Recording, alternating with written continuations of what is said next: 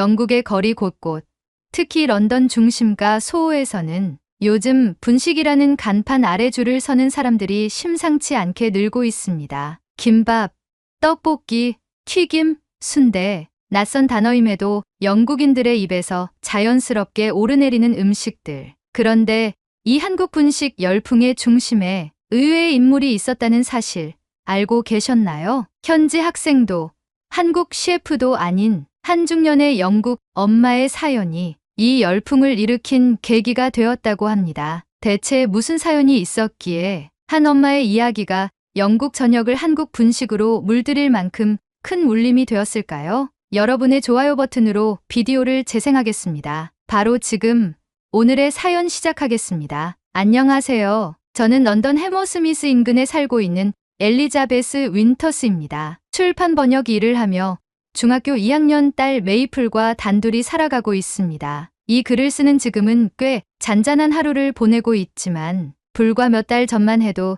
저희 모녀 관계는 잔잔하다는 말과는 거리가 멀었습니다. 아이를 키우며 한 번쯤은 우리가 이렇게 멀어졌구나 싶은 순간을 마주하게 된다고들 하죠. 저도 그 시기를 겪고 있었던 것 같습니다. 메이플은 예전처럼 학교 얘기를 잘 꺼내지 않았고 제가 말을 걸면 그저 고개를 끄덕이거나 단답으로 넘기곤 했습니다. 학교 어땠어? 좋았어요. 점심은 뭐 먹었어? 기억 안 나요. 내일은 뭐 입고 갈 거야? 아직 안 정했어요. 늘 이런 식이었습니다. 그 대답 하나하나가 꼭 저는 묻지 마세요라는 느낌처럼 느껴졌죠. 처음엔 그냥 사춘기니까 그러려니 했습니다. 하지만 이상하게 마음 한구석이 허전했습니다. 얘 마음속에 나는 점점 사라지고 있는 건 아닐까 하는 불안함이 자꾸 고개를 들었죠. 그런데 어느 날 정말 우연히 딸아이가 쓰는 선불카드 명세서를 보게 됐습니다. 원래 매달 일정 금액을 넣어주고 그 이상은 본인이 아껴 쓰는 방식이었어요. 그런데 이번 달은 충전한 지 보름도 안 됐는데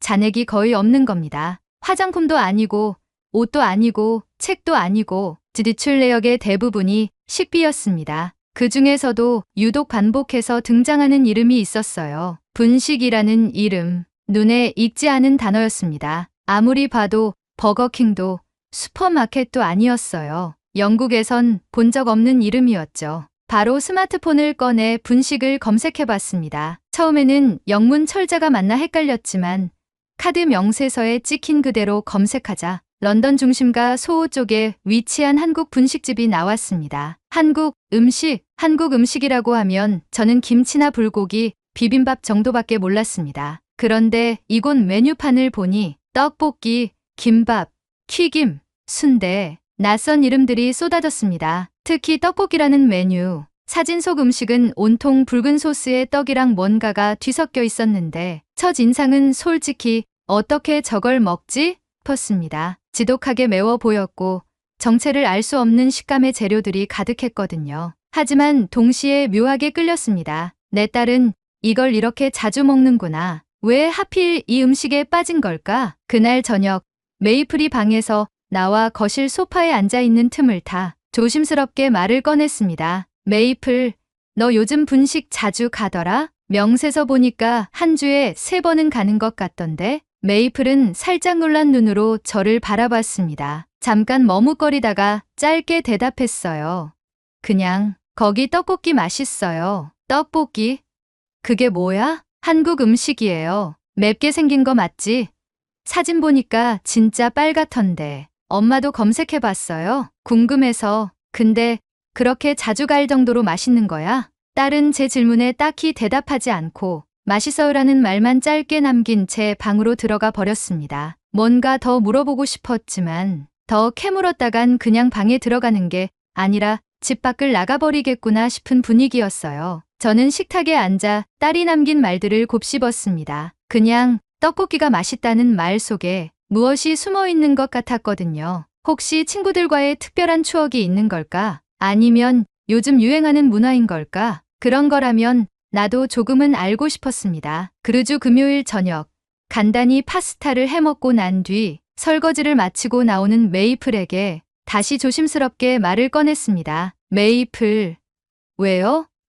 그 분식 말인데 혹시 엄마랑 같이 한번 가줄래? 메이플은 갑자기 들은 질문에 당황한 표정을 지었습니다. 입을 꾹 다물고 저를 잠깐 쳐다보다가 숨을 한번 내쉬고는 팔짱을 낀 채 말했습니다. 거기 진짜 매워요. 그리고 완전 학생들만 가는 곳이라 엄마가 가면 되게 어색할 수도 있어요. 그래도 궁금하잖아. 너랑 내 친구들이 그렇게 자주 가는 데라니까. 나도 어떤 데인지 알고 싶어. 메이플은 잠깐 망설이더니 어깨를 으쓱하며 말했습니다. 뭐, 가도 돼요. 근데 엄마가 매운 거 못 먹는다고 투덜거리면 난 모르는 척 할 거예요. 그 말에 저도 웃음이 나왔습니다. 그래, 알겠어. 매운 거 먹는 훈련하고 갈게. 작지만 중요한 약속이 생긴 순간이었습니다. 그날 밤 저는 혼자 앉아 다시 분식 홈페이지를 열어봤습니다. 그리고 다짐했습니다. 이번엔 그냥 구경만 하는 게 아니라 딸과 함께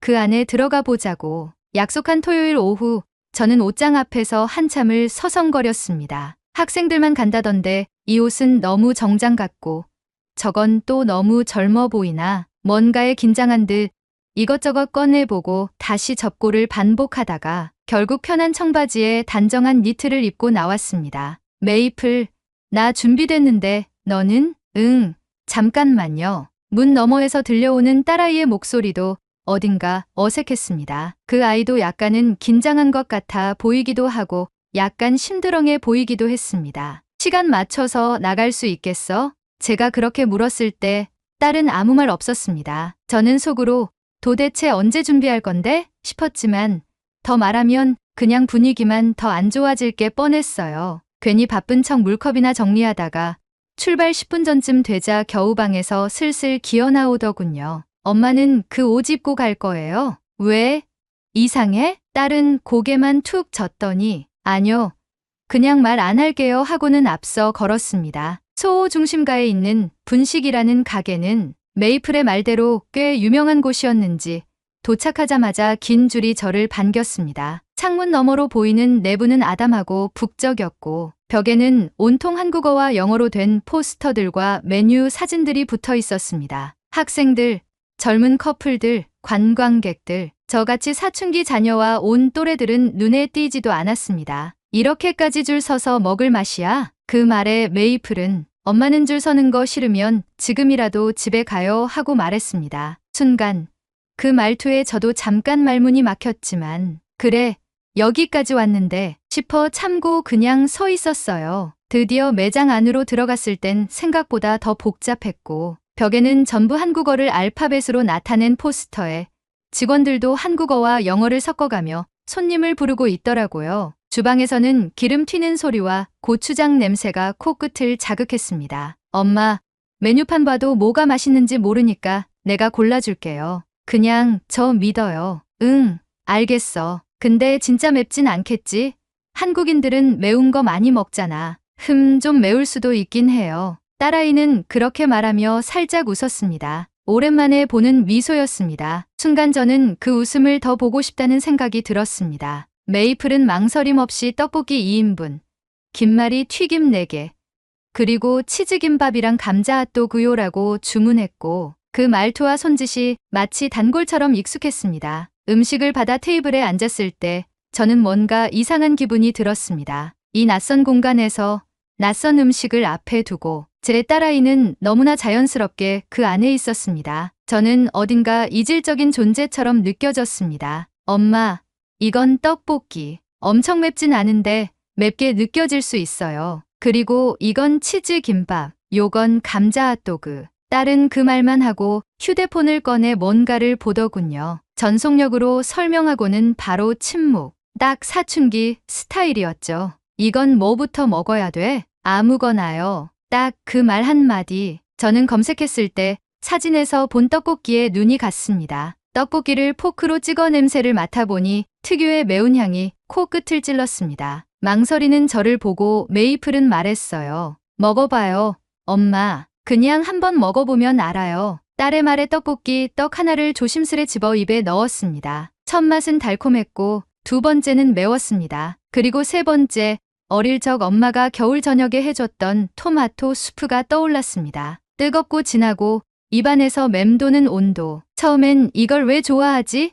싶다가도 한두 개 더 먹다 보니 자꾸 손이 가더라고요. 이거 은근히 중독성 있네. 말을 꺼냈지만 메이플은 고개도 들지 않고 그래요 하고만 대답했죠. 김밥 한 조각을 집어 입에 넣는 순간 고소한 참기름 냄새와 달짝지근한 단무지가 어우러졌습니다. 솔직히 놀랐습니다. 이 작은 말랑한 음식 조각 하나가 이토록 풍성한 감정을 불러일으킬 줄은 몰랐습니다. 그리고 감자 핫도그는 세상에서 제일 맛있는 음식을 먹는 느낌이었습니다. 특유의 감칠맛과 속에서 늘어나는 치즈는 영국인이 제 입맛에 너무 맞아떨어졌습니다. 저도 모르게 감탄사를 연발하며 음식을 와구와구 먹자 메이플은 제 모습을 보더니 피식하고 입꼬리를 올렸습니다. 저는 순간 제 옆에서 미소를 지으며 같이 음식을 먹고 있는 사춘기 딸의 모습을 보고 이상하게도 가슴 한쪽이 따뜻해졌습니다. 그러다 옆자리에서 메이플의 친구 2명이 들어왔어요.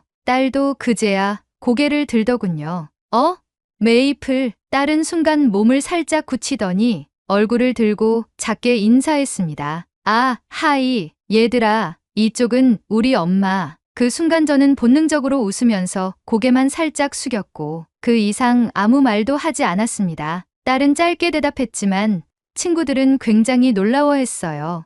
대박, 우리 엄마는 이런데 절대 안 오는데 완전 부럽다. 그때 메이플의 표정이 살짝 바뀌는 걸 느꼈어요. 귀끝이 빨개졌다고 해야 할까요? 그 모습이 어찌나 귀엽고 사랑스럽던지 저도 모르게 웃음이 나왔습니다. 우리도 다음에 엄마 데리고 와볼까? 하는 친구의 말에 메이플은 괜히 물을 한 모금 마시며 시선을 피했어요. 그 모습이 꽤 귀엽더라고요. 계산을 마치고 가게 밖으로 걸어 나가는데 메이플이 작게 말했어요. 아, 진짜 민망해. 엄마, 아까처럼 빤히 쳐다보지 좀 마요. 엄마가 뭘 했다고 그래. 그냥 좀 애들이랑 있을 땐 조용히 좀 해줘요. 나 조용히 있었는데 말은 그렇게 했지만 걸어가는 내내 걸음은 저보다 반보 앞이었고 식탁에서처럼 말없이 내민 휴지처럼 그 반응은 불편하지 않았습니다. 그리곤 메이플이 퉁명스럽게 말했습니다. 엄마,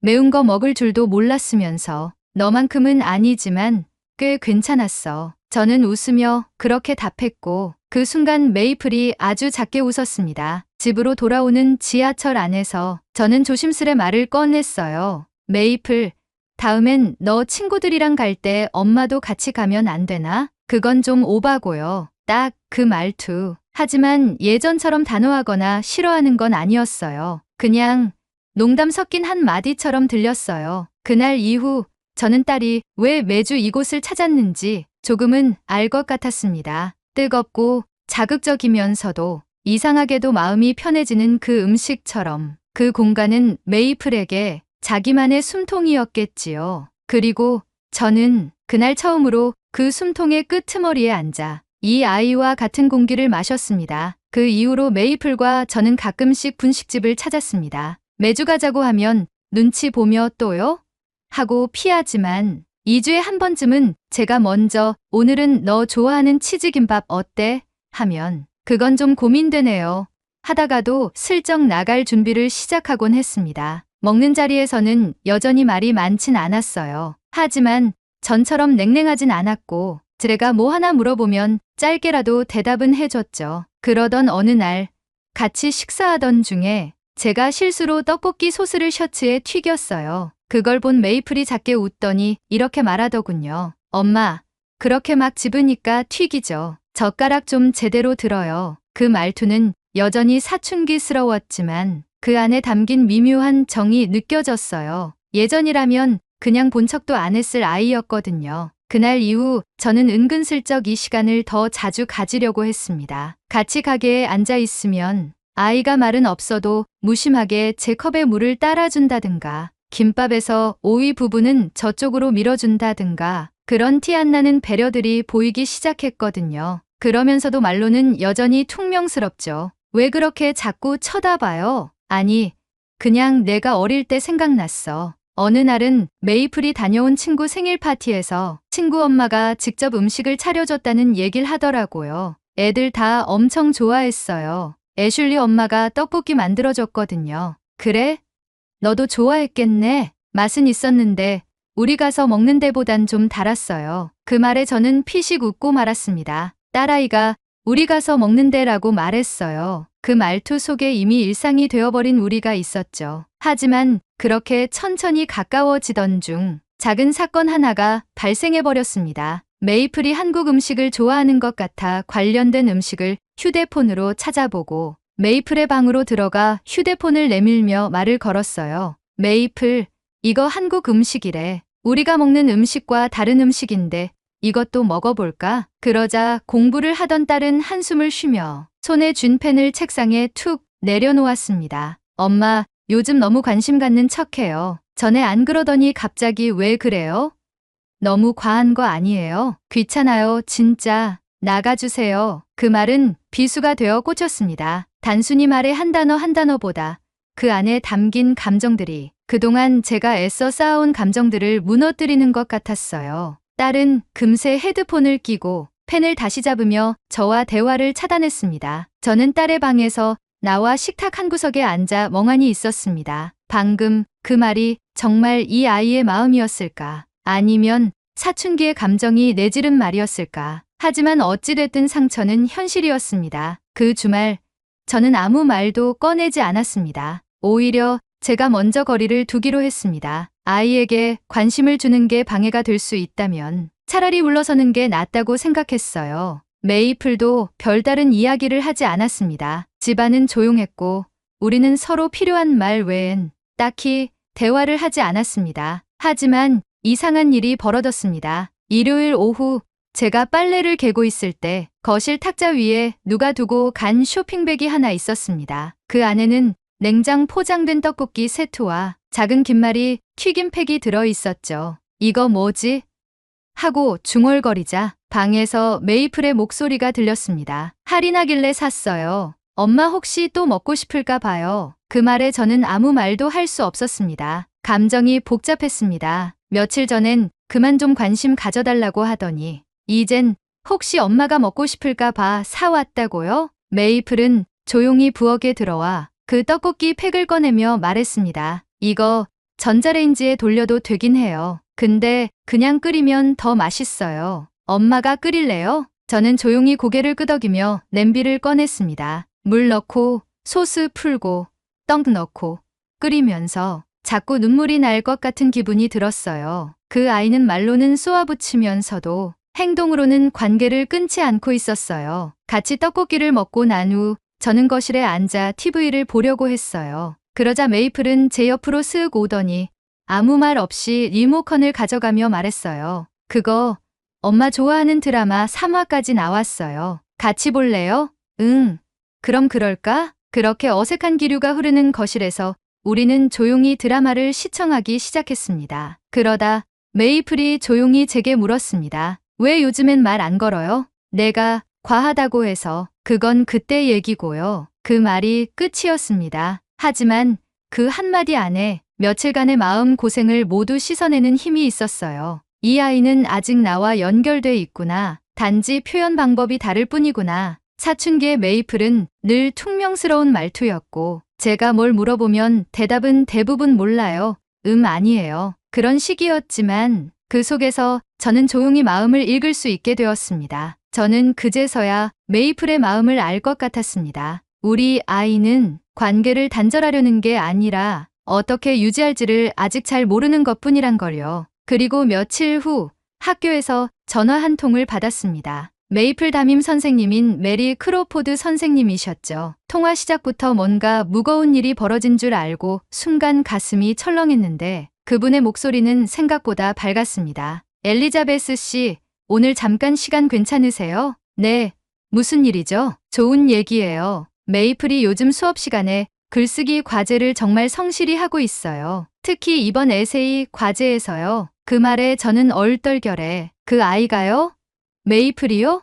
라고 되물었습니다. 네, 주제가 내가 존경하는 사람이었거든요. 메이플은 나의 엄마에 대해 썼어요. 그 글 안에 나오는 표현들이 참 인상 깊었어요. 전화기를 든 손이 천천히 떨리기 시작했습니다. 혹시 내용 조금 들려주실 수 있을까요? 제가 조심스레 묻자 선생님은 웃으며 짧게 읽어주셨어요. 내 엄마는 조용히 내 뒤를 따라오지만 절대 날 놓치지 않는다. 그게 엄마다. 그리고 난 그걸 알면서도 모르는 척한다. 말을 잇지 못했습니다. 침대 끝에 앉아 있던 저는 전화기를 내려놓고 잠시 아무 말도 할 수 없었어요. 엘리자베스 씨, 메이플이 요즘 수업 시간이나 친구들과의 대화에서 어머니 이야기를 참 자주 해요. 특히 최근에 한국 음식점 자주 가신다면서요? 그 얘기를 듣는 순간 뭔가 말문이 턱 막혔습니다. 아이에게 무슨 말을 강요한 적도 없고 우리 사이가 달달하다는 느낌을 받은 적도 없었거든요. 하지만 선생님 말씀으론 메이플이 친구들에게 우리 엄마 떡볶이 엄청 잘 먹어요. 영국 사람인데 매운 거 잘 먹는다고요. 엄마랑 같이 먹는 날이 제일 좋긴 해요. 이런 말들을 자연스럽게 했다고 하더라고요. 솔직히 믿기지 않았습니다. 집에서는 여전히 말수 적고 퉁명스럽고 분식집 가자는 제안도 대체로 알겠어요 수준인데 그 아이가 학교에선 날 그렇게 얘기하고 있었다니요. 그날 밤 저는 저도 모르게 메이플 방문 앞에 멈춰 섰어요. 문을 두드릴까 말까 망설이다가 결국 조용히 말했죠. 메이플, 오늘 학교에서 선생님한테 전화 왔었어. 딸은 침대에 엎드린 채 휴대폰 화면을 보면서 말했어요. 뭔데요? 너 엄마 자랑 많이 한다며? 잠깐 정적. 그러더니 살짝 돌아누우며 그냥 친구들이 엄마 얘기할 때 저도 얘기한 거예요. 진짜 자랑은 아니고 그냥 뭐 그 말투 아시죠? 진짜는 아닌데라고 하면서 사실은 진짜인. 입꼬리가 막 올라가려는 걸 애써 눌러 담는 그 표정이 보였어요. 그날 이후 저는 뭘 더 묻지 않기로 했습니다. 이 아이가 나를 어떻게 생각하는지를 굳이 말로 확인받지 않아도 알 것 같았거든요. 그리고 그 주말 메이플은 아무런 예고도 없이 제게 말했습니다. 엄마, 이번엔 저랑 가는 거 말고 엄마 혼자 먼저 가봐요. 어디를? 그 분식이요. 엄마 혼자서 떡볶이 시켜 먹어봐요. 혼자서도 맛있게 먹을 수 있으면 진짜 좋아하는 거 맞는 거래요. 갑자기 왜 그런 얘기를 하나 싶었지만 저는 그 말을 곱씹었습니다. 엄마도 이제 내 세계에 익숙해지길 바란다. 그 아이의 방식으로 건네는 신호처럼 느껴졌습니다. 그 후 저는 정말 혼자 분식에 갔습니다. 테이블에 앉아 음식을 시켰고 딸과 갔던 날을 떠올리며 조용히 한 입씩 먹었습니다. 그리고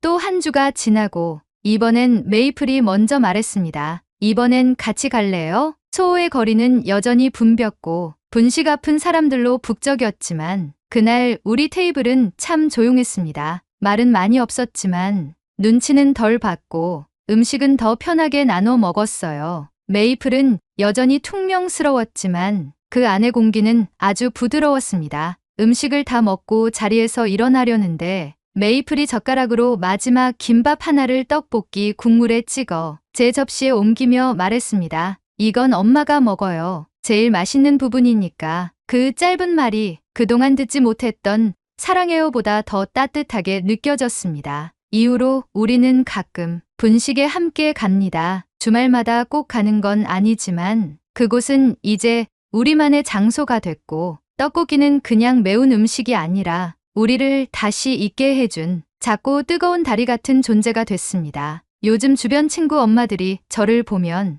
은근히 부러워하는 눈빛을 보냅니다. 어떻게 딸이랑 그렇게 자주 시간을 보내요? 애가 엄마랑 나가주는 것만 해도 기적이네. 그럴 때마다 저는 딸과 함께하는 하루가 기쁘다는 생각이 들었습니다. 사춘기, 독립심, 거리감, 그 모든 단어들 너머에 아이들이 정말 원하는 건 기다려주는 사람이라는 걸 이제야 조금 알 것 같아요. 그 낯설음을 따라가다 보니 딸과 웃는 시간이 생기고 딸의 표정에서 제가 모르는 감정을 발견하게 됐고 어느새 저는 그 아이의 세계에 초대받은 손님이 되었던 겁니다. 너무 극적인 변화도 없고 영화처럼 감정 폭발도 없었지만 저는 매주 토요일 분식집 창가에 나란히 앉아 떡볶이 하나를 앞에 두고 딸과 눈 마주치며 웃을 수 있다는 사실에 매번 뭉클합니다. 그리고 저는 오늘도 생각합니다. 그날 우연히 카드 명세서를 보지 않았다면 이 아이와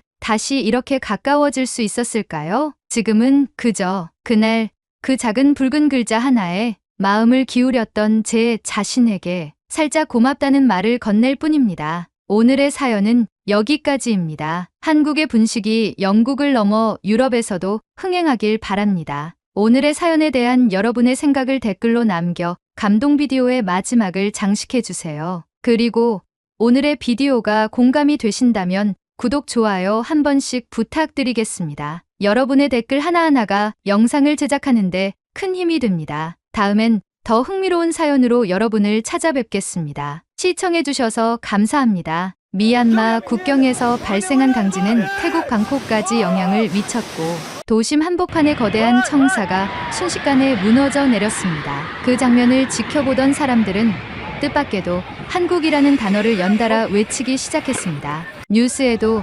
댓글에도 거리의 대화에도 같은 단어가 반복됐습니다. 한국 건물은 무사하던데 왜 이래? 우리가 한국에게 큰 실수를 했구나. 왜 현지 사람들은 이런 순간에 한국이라는 단어를 떠올리는 것일까요? 여러분의 좋아요 버튼으로 비디오를 재생하겠습니다. 바로 지금 오늘의 사연 시작하겠습니다. 안녕하세요. 저는 수파왓 리라사미입니다. 방콕 출신의 24살 건축 디자인 전공자이자 지금은 방콕 도심에 위치한 타파 디자인 스튜디오라는 건축 디자인 사무소에서 신입사원으로 일하고 있습니다. 건축이요?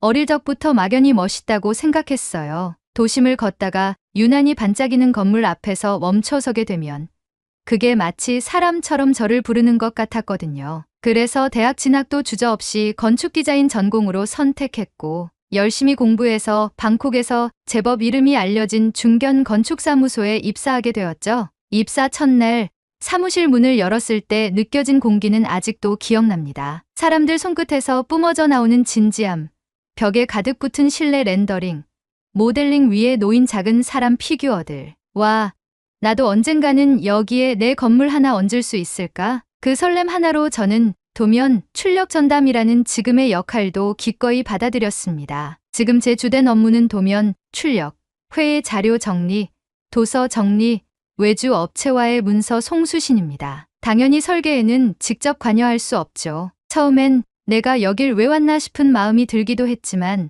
어느새부터인가 그런 생각도 줄어들었습니다. 왜냐하면요, 도면을 출력하고 정리하는 이 일이 생각보다 꽤 많은 걸 느끼게 해주거든요. 프린터에서 A1 도면이 쓱 하고 빠져나오는 그 순간, 눈에 익은 선 하나, 색 구분, 타이포그래피를 보고 있으면 그 안에 설계자의 고민이 살짝 엿보이는 느낌이 들어요. 어쩌면 저는 설계를 하지 않으면서도 제일 먼저 그 결과물을 감상하는 사람인지도 모르겠어요. 가장 자주 출력하게 되는 프로젝트 중 하나는 방콕 짜뚜짝 시장 인근에 들어설 감사원 청사였습니다. 국가기관이라 규모도 크고 정부 발주 프로젝트다 보니 규정이 까다롭고 서류도 많았어요. 건물 형태는 굴곡진 유선형이고 파사드는 유리로 반짝이게 마감되어 있어 마치 권위를 가지되 열린 공간을 표방한 것 같았습니다. 선배들이 그래도 디자인은 멋있게 나왔다고 말할 정도였죠. 그러던 어느 날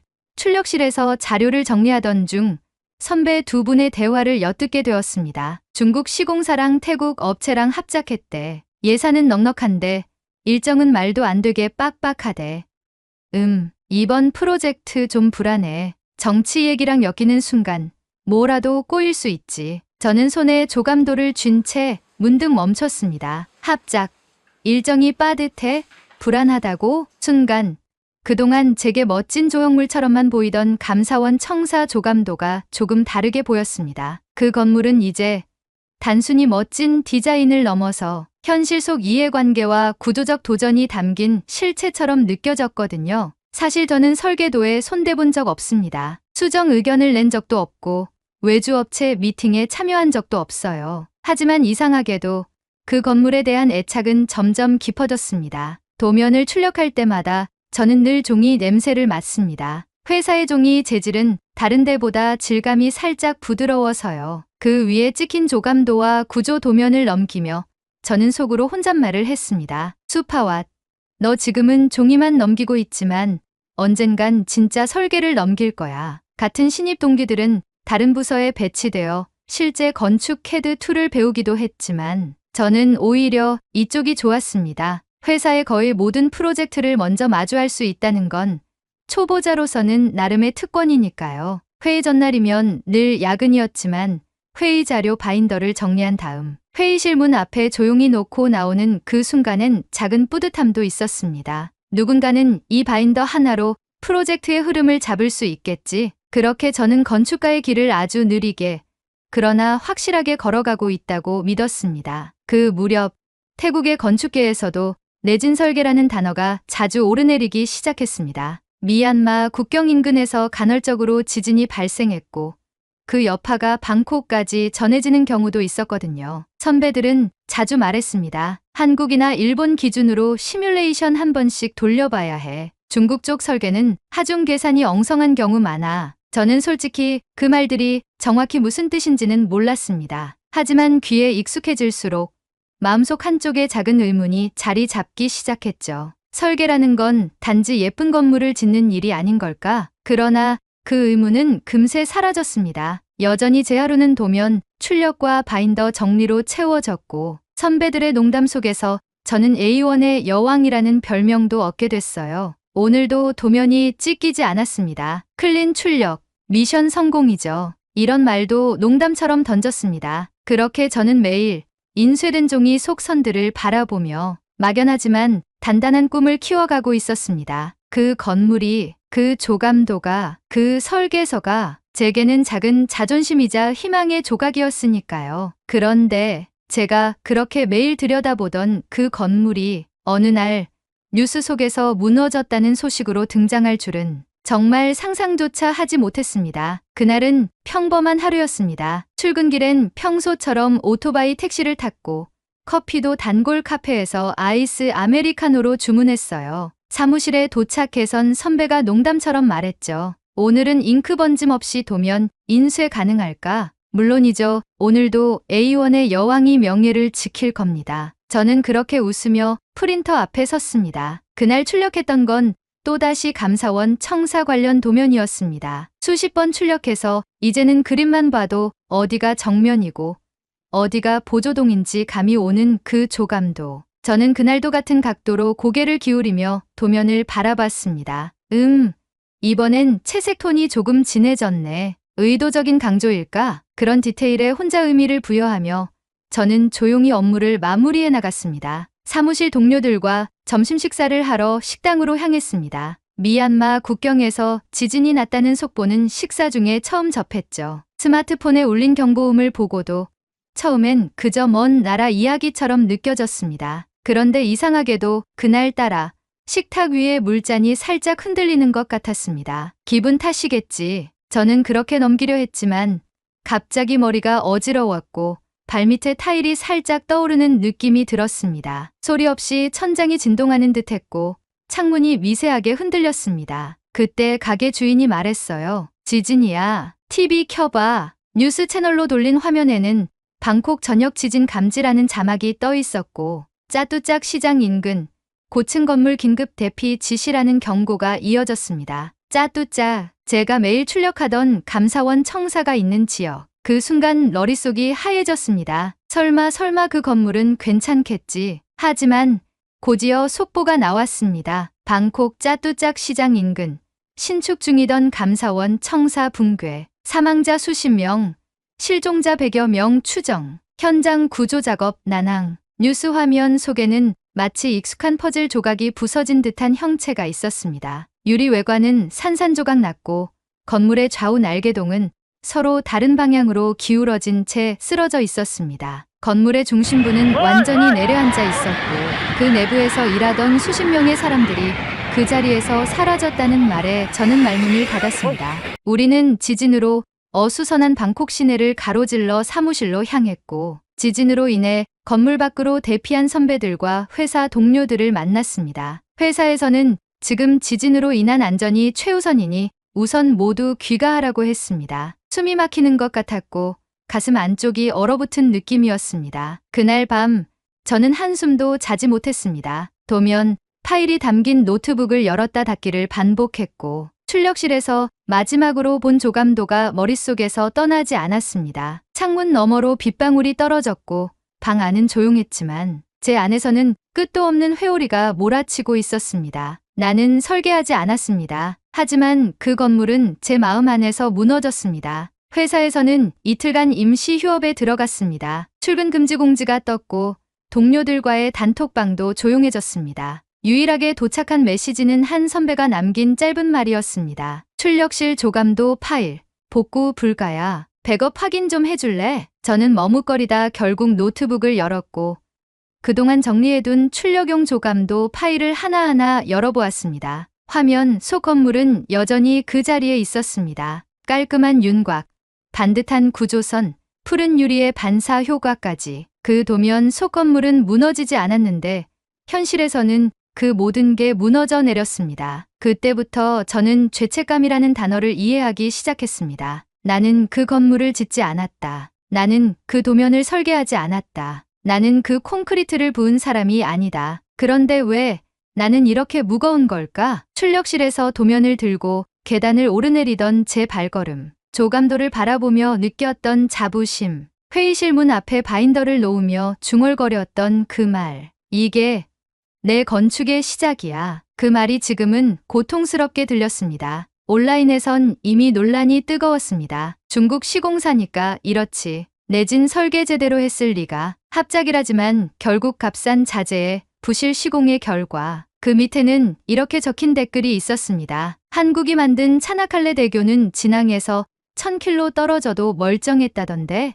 한국, 그 이름이 낯설게 다가왔습니다. 그저 도면 참고용 나라 중 하나였던 대한민국. 하지만 그 댓글이 계속 머릿속에 남았습니다. 그리고 저는 처음으로 한국 건축이라는 키워드를 검색창에 입력해봤습니다. 차나칼레 대교, 한국 내진 설계 기준, 지진에 견디는 구조 기술. 그 결과로 나온 기사 하나가 저를 멈춰 세웠습니다. 한국 기업이 설계 및 시공한 차나칼레 대교. 튀르키예 대지진 이후에도 구조적 이상 없음. 중국 외교관의 SNS 게시물, 중국이 지은 다리 주장은 사실 아님. 한국 시공사 명확히 밝혀져 게시물 삭제. 그 기사 하나가 제 머릿속을 뒤흔들었습니다. 설계라는 건 단지 선을 긋는 게 아니구나. 사람의 생명을 지키는 기술이고 철학이고 책임이구나. 저는 그때 처음으로 진짜 설계가 무엇인지 어렴풋이 깨닫기 시작했습니다. 그리고 내가 그걸 너무 가볍게 여겨왔다는 걸 말이죠. 한국이 만든 다리는 무너지지 않았다. 그 문장은 단순한 뉴스 헤드라인이었지만 제게는 하나의 충격이었습니다. 제가 출력하고 넘기던 도면, 속 건물이 순식간에 무너져 내렸던 그날 밤, 누군가는 1000km 떨어진 진앙에서도 멀쩡하게 남은 구조물을 말하고 있었습니다. 차나칼레 대교. 저는 새벽까지 포털 사이트와 유튜브를 뒤졌습니다. 그리고 결국 알게 되었죠. 차나칼레 대교는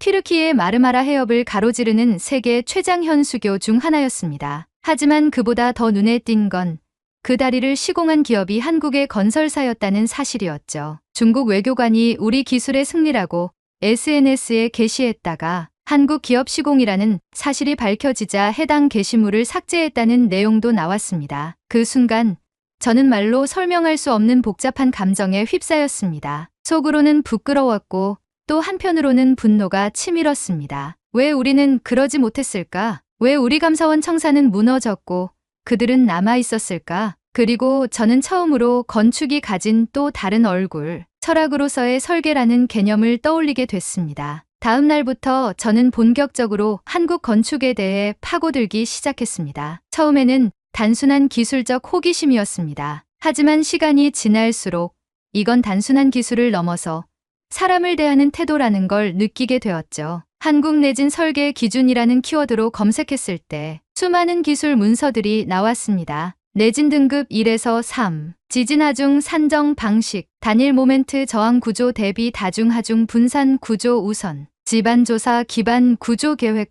등. 처음엔 너무 낯설고 복잡했지만 하나씩 해석하며 읽다 보니 그 속에 있는 한 가지 공통된 철학이 보였습니다. 이 구조는 사람을 지키기 위해 존재한다. 그 한 줄이 머릿속에 남았습니다. 건축이란 단지 멋진 형태나 시선을 끄는 외장재의 조합이 아니라 위기 속에서 사람을 보호하기 위한 안전망이라는 사실. 그 구조물 안에 들어설 사람을 먼저 생각하는 설계. 그것이 한국이 가진 기준의 시작점이자 본질이었습니다. 이어서 찾아본 건 한국의 건축법 체계와 안전 규정이었습니다. 놀랍게도 1995년 서울에서 발생한 삼풍백화점 붕괴 사고 이후 한국은 구조안전 기준을 대폭 강화했고 이후로도 지진과 붕괴를 계기로 설계 지침이 수차례 개정되었다는 내용이 있었죠. 실패를 통해 성장하는 구조, 그건 한국 사회의 기술 발전을 이해하는 중요한 키워드였습니다. 심지어 저는 한국의 건축학교 교과 과정까지 살펴보게 되었습니다. 거기엔 건축윤리, 도시와 인간, 재난 대응 설계라는 과목들이 있었습니다. 그 순간 머릿속에서 무언가가 탁 하고 부서지는 소리가 났습니다. 나는 지금껏 설계를 배웠다고 생각했지만 사실은 형태만 보고 있었구나. 건축은 곡선을 예쁘게 그리고 유리창을 반짝이게 만드는 일이 아니라 그 공간 안에서 살아갈 사람들을 끝까지 책임지는 일이라는 걸 저는 그제서야 제대로 이해하게 된 것입니다. 더 충격적이었던 건 한국의 설계 기술들이 단지 국내에 머물지 않고 동남아시아, 중동, 유럽, 아프리카에까지 퍼져 있다는 사실이었습니다. 수많은 나라들이 한국식 설계 모델을 수입하고 있었고 그 기반에는 사람 중심이라는 철학이 우직하게 자리 잡고 있었습니다. 그것을 아는 순간 제 안에서 어떤 감정이 차오르기 시작했습니다. 감사원 청사의 조감도를 보고 스스로 자랑스러워하던 제가, 그것이 무너진 뒤에도 한동안 나는 잘못이 없다고 생각하려 했던 제가 지금은 한없이 부끄러워졌습니다. 나는 설계하지 않았다. 나는 책임이 없다. 그 말이 이제는 변명처럼 들렸습니다. 그래서 처음으로 진지하게 스스로에게 질문했습니다. 나는 무엇을 설계하고 싶었던 걸까? 어떤 건물을, 누구를 위해, 어떤 이유로 그리고 싶었던 걸까? 그 질문에 대답할 수 없었습니다. 지금까지 저는 건축가가 되고 싶다고만 생각했지. 그 이유에 대해서는 생각해 본 적이 없었으니까요. 그날 밤 저는 책상 앞에 앉아 낡은 스케치북을 꺼냈습니다. 그리고 처음으로 외형보다도 내부를 먼저 떠올리며 건물을 그려봤습니다. 그 건물 안엔 계단이 아닌 경사로가 있었고 출입구 옆에는 자동문보다 넓은 수동문이 함께 열려 있었으며 옥상에는 휴게 공간 대신 지진 대피 구역이 표시되어 있었습니다. 아무도 보지 않지만 처음으로 설계를 한다는 거지 무엇인지를 느낀 밤이었습니다. 며칠 동안 저는 회사 단톡방에도 들어가지 않았고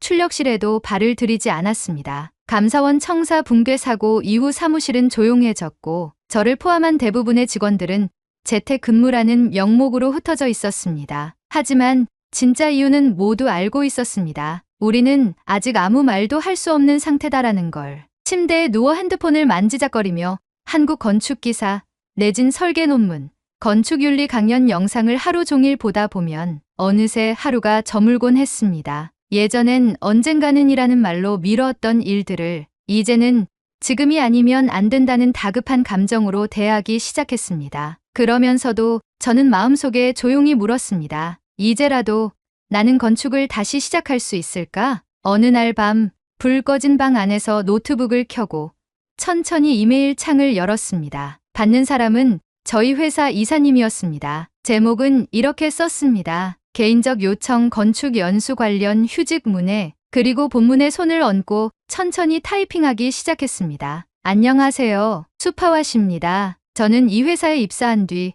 감사원 청사 프로젝트 도면을 가장 많이 다뤘던 신입사원 중 한 명입니다. 직접 설계에 참여한 적은 없지만 매일 그 도면을 출력하고 조감도를 넘기며 꿈을 키웠습니다. 이번 사고 이후 저는 스스로에게 질문을 했습니다. 나는 건축을 배웠다고 말할 수 있는가? 그리고 그 질문에 답할 수 없다는 사실을 깨달았습니다. 그래서 결심했습니다. 건축을 다시 배우고 싶다고요. 한국에서 짧은 단기 연수 프로그램이 있다는 걸 알게 되었습니다. 저는 자비로 항공권과 체류 비용을 부담하고 그 연수에 참가하고자 합니다. 그 시간을 통해 사람을 위한 설계가 무엇인지 직접 체험하고 돌아오겠습니다. 이메일을 보내는 손끝이 떨렸습니다. 하지만 전송 버튼을 누른 순간 숨이 조금 트이는 듯한 느낌이 들었습니다. 그 길이 쉬운 길은 아니라는 걸 알지만 더는 미룰 수 없다는 감정이 모든 것을 밀고 있었거든요. 며칠 뒤 이사님으로부터 짧은 회신이 왔습니다. 내가 하는 결정이라면 그 자체로 설계가 될 거야. 잘 다녀와라. 그 한 문장에 저는 한참을 울었습니다. 회사에서 누군가가 제 선택을 그렇게 단단하게 지지해주는 건 처음이었습니다. 그제야 저는 처음으로 제가 정말 이 일을 사랑하고 있었음을 실감했습니다. 수완나품 공항을 떠난 비행기는 조용히 서울을 향해 가고 있었습니다. 창밖으로는 어두운 바다가 펼쳐졌고 도시의 불빛이 멀리서 반짝였습니다. 저는 기내 조명을 켜고 가방에서 스케치북과 샤프펜을 꺼냈습니다. 이번엔 예전처럼 멋진 파사드나 화려한 조형을 그리려 하지 않았습니다. 펜을 쥔 손끝이 조금 떨렸지만 저는 천천히 아주 조심스럽게 종이에 첫 선을 그었습니다. 왼쪽 아래에 입구를 그리고 넓은 로비를 배치했습니다. 그리고 그 옆에 계단 대신 낮은 경사로를 넣었습니다. 지진이나 화재가 났을 때 휠체어를 탄 사람은 어떻게 탈출할까? 그 질문이 머릿속을 맴돌았고 저는 이 구조가 모든 사람이 동시에 대피할 수 있는 통로라는 점에서 중요하다고 느꼈습니다. 다음으로 출입구 옆엔 자동문이 아닌 넓은 수동 여닫이 문을 배치했습니다. 정전이 되거나 자동 시스템이 작동하지 않을 경우에도 손으로 열 수 있어야 대피가 가능하다는 걸 한국의 건축재난 설계 사례를 보며 처음 알게 되었거든요. 옥상 설계는 더 오랫동안 고민했습니다. 예전 같았으면 루프탑 정원을 배치했겠지만 이젠 생각이 달라졌습니다. 저는 옥상 한편을 헬기 이착륙이 가능한 평판 구조로 설계했습니다. 그리고 그 주변엔 접이식 방수 텐트, 비상식량 보관함, 태양광 충전 패널을 넣었습니다. 한국의 일부 초등학교나 관공서 옥상에 지진 대피 공간이 마련된 사례를 참고한 구조였어요. 왜냐하면 지진이 나면 가장 먼저 막히는 곳이 1층 출입구와 계단입니다. 그럴 땐 옥상이 마지막 탈출구가 되고 그곳이 준비되어 있는 건축물만이 사람의 생존을 계획에 포함한 건물이라는 걸 알게 되었기 때문입니다. 펜을 내려놓기 직전 저는 창문 아래 빈 공간에 짧은 문장을 하나 적었습니다. 이 건물은 사람을 위한 것입니다. 그 순간 뭔가 마음속 깊은 곳에서 울컥하는 감정이 올라왔습니다. 수많은 도면을 출력하며 단 한 번도 그 안에 들어갈 사람을 떠올리지 않았던 지난날이 떠올랐고 그 책임을 이제서야 비로소 진짜 이해하게 된 것 같았습니다. 저는 조용히 생각했습니다. 이번엔 진짜 설계를 시작해보자. 그리고 그 설계는 사람의 생명을 지키는 것부터 시작되어야 해. 창밖의 불빛이 조금씩 가까워졌습니다. 비행기는 서울로 접근하고 있었고 제 안에서도 무언가 새로운 문이 열리고 있습니다. 오늘의 사연은 여기까지입니다. 오늘 사연에 대한 여러분의 생각을 댓글로 남겨 감동 비디오의 마지막을 장식해주세요. 그리고 오늘의 비디오가 공감이 되신다면 구독, 좋아요 한 번씩 부탁드리겠습니다. 여러분의 댓글 하나하나가 영상을 제작하는데 큰 힘이 됩니다. 다음엔 더 흥미로운 사연으로 여러분을 찾아뵙겠습니다. 시청해주셔서 감사합니다.